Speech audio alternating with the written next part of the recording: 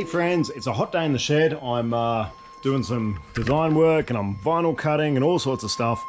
I wasn't planning on doing any filming today. I was just getting lots of little things done on the Nug. However, there's something I had to do under here that I figured everybody keeps asking the same question. How do you wire up a Tacho in an Excel? I'm doing that right now, so I'm just going to show you guys. So under the dashboard here, so we've got a monster Tacho here, and underneath the dashboard we've got this connector, this big blue connector here. There's only two blue connectors under here. There's this little one and this big one, and that big one usually sits, I don't know, in there somewhere, but that's the one we want. Now for most cars like mine, they don't have a Tacho connected, so the easy way to find the right wire, basically it's just this white one here. So you see this little white one I've got looped out here? Now if you have a look at the back of the connector, it's in the top right row. There is a blue with a red tracer, and then a red with a blue tracer next to each other, and then the third one in is just this plain white wire. Now if you don't have a Tacho standard in your car, if you look at the other side of the connector, so it's very hard to see on the GoPro, but where that white wire should come out, there is nothing. There's those two wires, so there's the blue with the red tracer and the red with the blue tracer, and then there is just a gap, there's just a hole, because this car doesn't have a Tacho. Now if you have a car with a tachometer, I imagine that wire will come out of that and go up to the dashboard. Because we don't have one, there isn't one. So luckily we have the wire here to facilitate that. So if you have a Tacho built in your car and you want to keep it running, I would just jump onto that. So you can either cut it and solder both wires together, or you can use one of those jumper connectors, or however the hell you want to do it. Because this wire isn't connected to anything, all I'm going to do is cut this wire off, and I'm just going to connect it to my signal wire here for my Tacho. That is that simple. As for wiring up these guys, these are very simple.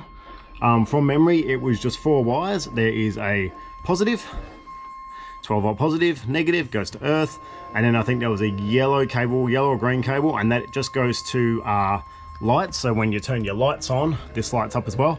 I have that permanently connected to 12 volts because I want it to light up all the time.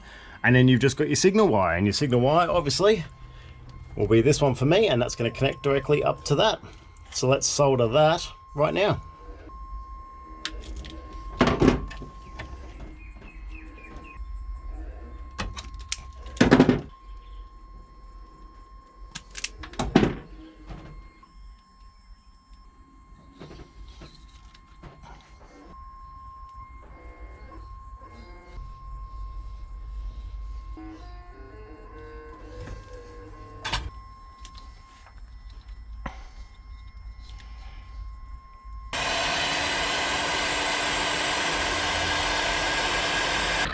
That is it. So I've connected that cable up and we've soldered it and put a nice bit of heat shrink on it.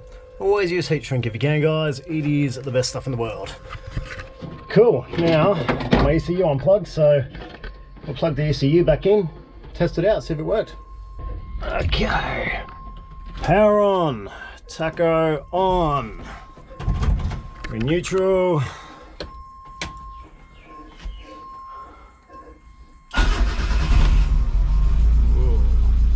Grumpy car, but there we go. We turn our 1 gauge on and change over to a screen with tachometer. There we go. Ripper. That's it, guys. Very basic video, but it's something that a lot of people have messaged me about in the past, so there you go, you got a video on how to do it. It's super simple. Just find that wire, connect it up, and you've got yourself a sweet monster Tacho, a new Excel race car. Anyway guys, we'll see you in the next video. Tacho, bye!